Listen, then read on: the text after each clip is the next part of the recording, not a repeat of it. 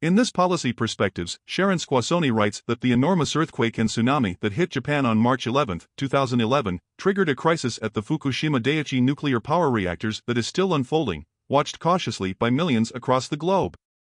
3 reactors have sustained damage to the fuel in their cores as a result of overheating, 3 have had hydrogen explosions that damaged the secondary containment buildings, blowing off roofs, and 1 is thought to have suffered damage to the primary containment as a result of a hydrogen explosion, among other things.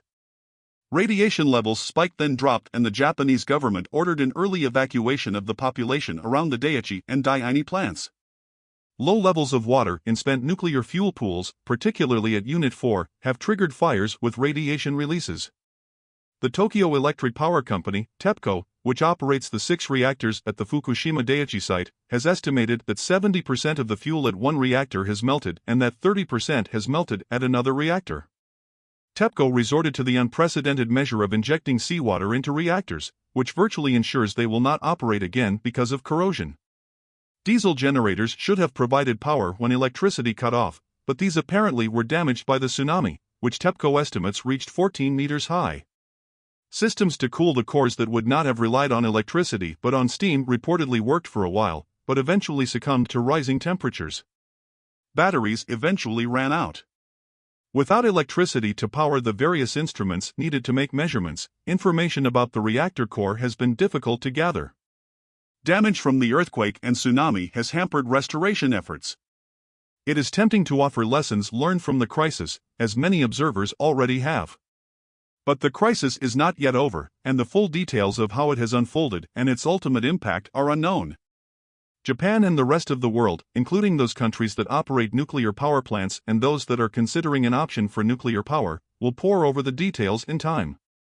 It would be more useful at this point to analyze what this crisis is and isn't before deriving lessons.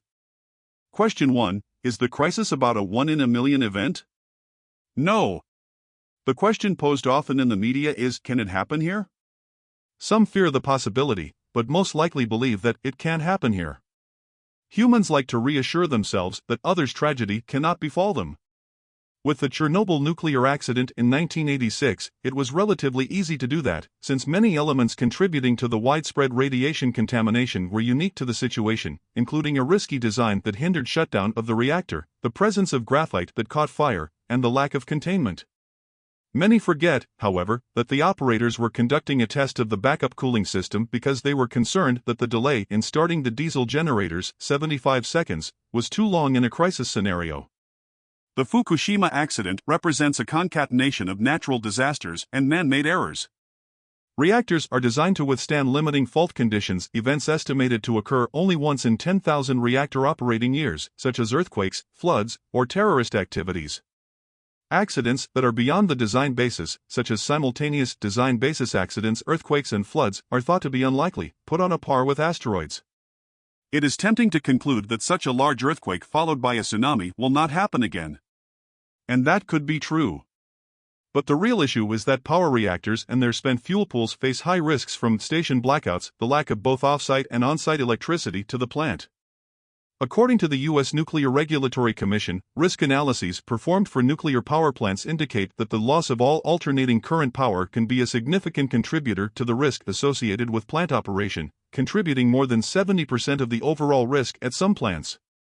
All irradiated fuel needs to be cooled and contained, but no one predicted events that would overwhelm the multiple backup systems in place. Japanese battery capabilities reportedly last from 4 to 8 hours. U.S. battery capabilities are similar. A 2005 study done by Idaho National Laboratory shows that while the frequency of losing off-site power has decreased for U.S. plants, the duration of those events has increased. Improved emergency diesel generator performance, exactly what failed in the Japanese case, was thought to contribute to a reduction in core damage frequencies.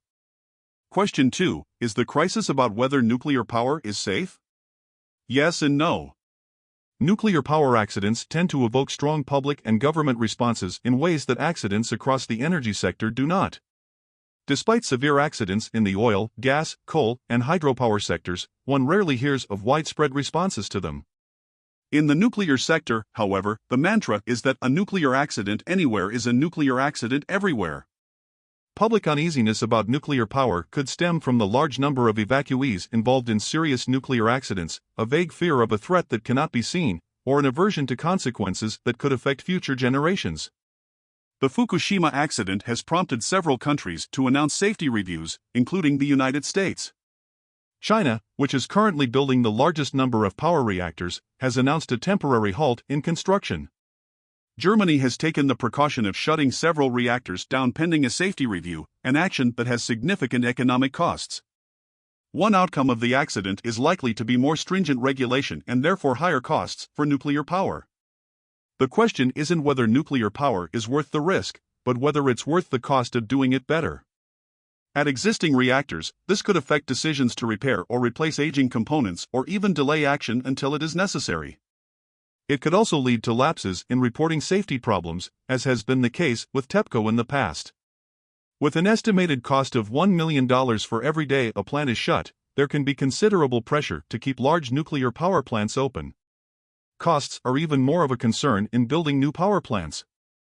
The additional safety features of French-designed European pressurized reactors, EPRs, were questioned in 2009 when the United Arab Emirates opted to purchase less costly Korean reactors. Although fewer today might question the need for extra containment, the cost of the EPR has continued to climb. Will the safest designs be affordable, and are the safest designs safe enough in light of Fukushima? Question 3. Is the crisis about fear of radiation? Yes. The Fukushima crisis has heightened the public's concern about radiation, even though the effects so far have been mostly local. It is clear that the restoration effort has been hampered by significant radiation on site and that some radiation has made its way into local agriculture and seafood, which could have a significant economic impact. Public fear of radiation, whether proportional to the risks, is a fact and one that must be considered in plans to expand nuclear power. If expansion is to be done sustainably, nuclear facilities will need to be sited through a consultative process in which the public will have to have confidence. This is also true for nuclear waste management and disposal. Question 4. Is the crisis just about the reactors themselves? No. The events at Fukushima highlight the vulnerabilities also of spent nuclear fuel, SNF, pools. Although concerns have tended to focus on melting fuel in reactors and the potential for breaches in containment, the risks of overheating fuel in SNF pools have also been illuminated in this crisis. Metal cladding caught fire in Unit 4, and smoke could contain radioactive particles. Spent fuel, without tons of water to cool it and provide a radiation barrier, has been very difficult to control. TEPCO has resorted to spraying seawater at the pools at Units 3 and 4 from helicopters and now from specially engineered trucks. The practice of leaving spent nuclear fuel in wet storage at reactors may now be questioned more. Some may urge reprocessing as a way of minimizing at-reactor SNF storage, but this is costly, creates additional waste streams, and is likely to result in more stockpiles of separated plutonium that pose nuclear security risks. Others will urge moving more spent fuel to dry cask storage. At a bare minimum, the public may now be more sensitized to the fact that nuclear waste doesn't just disappear, it must be monitored in the interim and stored safely and securely for hundreds of years. This last challenge is one that no single nation has yet conquered.